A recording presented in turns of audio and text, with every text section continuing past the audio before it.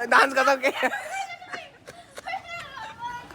সত্যিটা বললা इधर बहुत तेज बारिश हो रहा है उधर देखो प्रैक्टिस हो रहा है প্রচন্ড জোরে বৃষ্টি হচ্ছিল মুড করলে একটু নাচি তো ভাবলাম যাই বেলকনিতে নাচবো প্রিপারেশন করছিলাম মুভ করতে করতে একটু ঘুরে গেলাম তারপরে দেখি কি ক্লাসে এরা ঘুমাচ্ছে ঘুমাতে ঘুমাতে লুক দিল তারপর আবার ঘুমিয়ে গেল বৃষ্টি কমার পর ছাদে গিয়ে দেখি এখানে পাগলামি শুরু মানে পাগলের মতন বৃষ্টিতে একা একা ভিজছে আর একা একা কথা বলছে অবভিয়াসলি পাগলের দল তো পাগলার মতন করবেই শেষ করবে না মানে তুই বলিস নি এটা তুই কি বলেছিস আমি ডান্স কথা সত্যিটা বললা তারপরে কি করবি তারপরে গিয়ে